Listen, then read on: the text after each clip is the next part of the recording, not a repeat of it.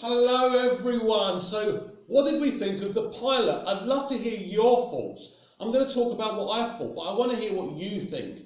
Comment below. If you like this video, you can press like. If you don't do anything. It doesn't matter. You know, be real. Anyway, right, the pilot. Of course, with any Steven Moffat Doctor Who episode, you never know what to really expect, do you? Is it going to be rubbish? Is it going to have plot holes? I mean, everything's got plot holes. Are we going to have another situation like the return of Dr. Mysterio, which was, it was hollow.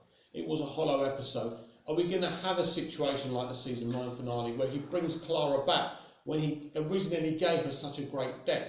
No, no, no. This is a fabulous season premiere.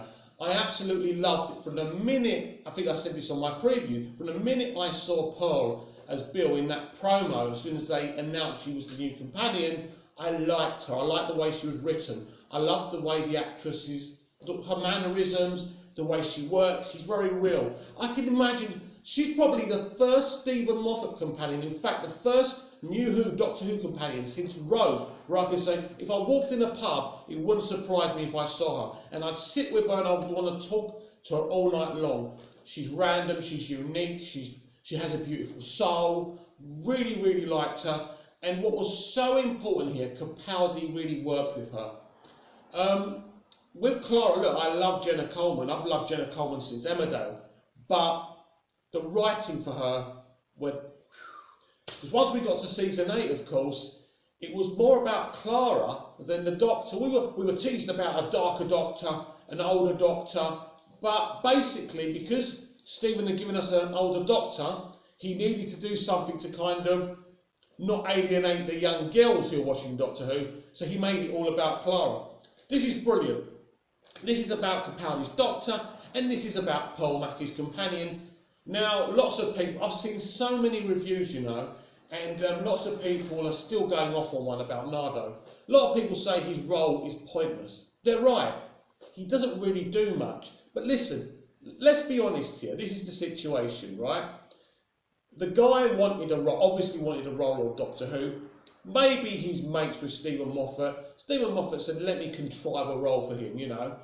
Matt Lucas is a talented guy, he's famous, we get him on, what's the big deal? And that's why he's there, probably because he asked Steven to get him on there.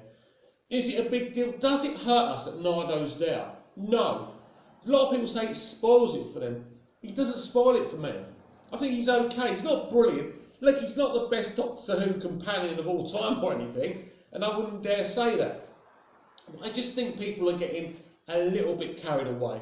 What I loved about the opening was when we saw the framed photos of River, but mostly of Susan, the Doctor's granddaughter. She's more important in the sense we've never seen her in New Who. I'm really surprised they haven't got the actress to ever cameo or guest star. I mean, she looks all right. When I saw her at the BBC Proms, in 2013?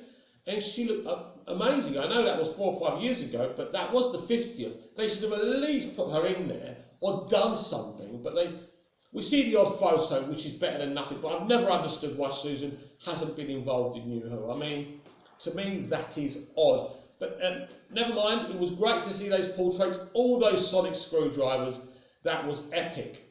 Now we need to talk about the vault. I know this is a kind of my thoughts video, but I'm going to put everything in there because these YouTube videos take hours to upload for me. This is why all my videos about TV shows and movies are on Instagram. Follow me on Instagram, Movies TV Mag.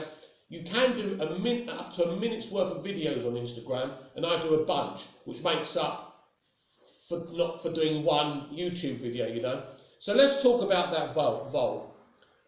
That vault is very interesting because the most irresponsible man in the universe has been tasked with protecting and looking after this vault. Now, what we don't know is someone must have gave him that vault. Did someone send him to the university? Why is he there? It doesn't make sense. I think we're going to have the missing pieces.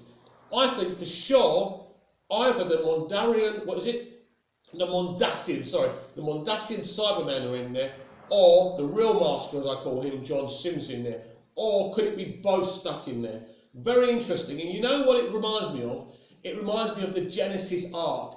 And even in the pilot, this episode, there's lots of kind of Russell T Davies type of...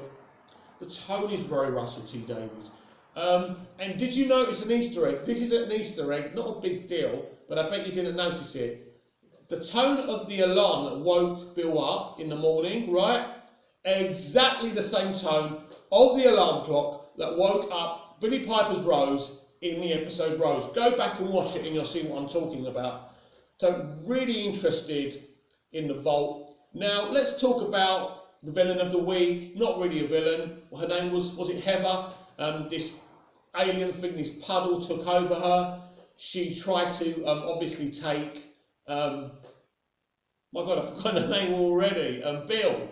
Yeah, she tried to get Bill. Bill initially fancies her. Now, one of the flaws of this episode was how Bill fell for her really quickly. They barely spoke, so literally she was just attracted to her, which is a bit different. And I don't like the idea of young girls thinking, oh my gosh, she really liked her, but she just looked at her. She had like 3 or 4 words with her, so a bit difficult to kind of swallow that. But I like the idea, and obviously this alien can do what the TARDIS can do. It can travel through time, and obviously Bill had to be strong and not go with her. Now I think this is really interesting because I think if the paper, what the media are saying is true, and she leaves at the end of the season, maybe Heather, I'm sure that's her name, comes back and gives her that offer again to take her with her. Maybe they just drift off, and that's how Bill's story finishes. That would be really interesting to me. So that was the crux, really, of the villain. But some people actually complained when they went in the TARDIS and they were travelling from one planet to one time to the other, and they went to the Dalek War. I thought that was awesome. Some people said they wanted them to stay at the university. No, because I thought the first 10 minutes of this episode really dragged. I wasn't bored, but I thought, can we please move it on for? I know you're trying to develop the character and give us a sense of her, and that was great, and that worked. Really happy. First companion ever where we actually get to meet the parent or the foster mum, whatever you want to call her, in the first episode. First time Moffat's done it. We barely saw Amy's parents. When we did see Clara's parents, we didn't get to know them. Not like we got to know Jackie and Pete. And I think we're really going to get to know this foster mum. And she doesn't seem over the top in love with her foster daughter. So that'll be very interesting as well. I'm sure, because we're going to keep on coming back to the university, because Stephen's admitted on the fan show that the Vault is the arc of this season. So that's very exciting. I will give this episode definitely 9.5 out of 10. It's not the greatest episode of Doctor Who ever, but not every episode has to be, oh my God. It was good. It was a great start. I love Pearl Mackie. I've always loved Peter Capaldi.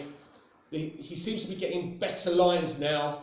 I think it's going to be really good. Obviously, I can't wait to see Missy, but the most important thing for all of us is to see the Master. I really want him to be the real Master, and I want Missy to confess that she's been lying, that she never was the Master. Maybe the Doctor already knows this. Maybe he knows the Master's in that vault. We don't know if he's in the vault. I'm just assuming. But it was just enjoyable. It flowed so quickly. One of my favourite parts is when the Doctor's about to wipe her mind, and she's going, "This is the most exciting thing that's ever happened to me. Don't take it away from me. Let me have nice dreams for once." And that was beautiful. And then she said a key thing. How would you like it if someone did it to you? Brilliant, brilliant, brilliant. So does that mean, because the Doctor, once he heard her say that, didn't wipe her mind, does that mean he kind of knows that Clara wiped his mind?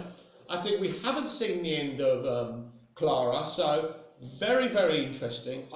Well, I'm not saying Jenna will come back, but certainly that's going to be addressed a bit more. But don't be surprised in the season finale if we do see Clara, because I know she's doing, Victoria, but it wouldn't be much for her to do like a 5-10 minute scene.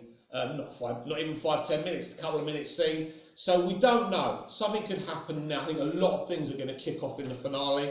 And Stephen Moffat's penultimate episode. And of course, we saw the next time footage. It looks like the Doctor regenerates, but I think there's a lot more to it. It's going to be a prolonged regeneration. I have to go. My 10 minutes are up. Great talking to you, Hoovans.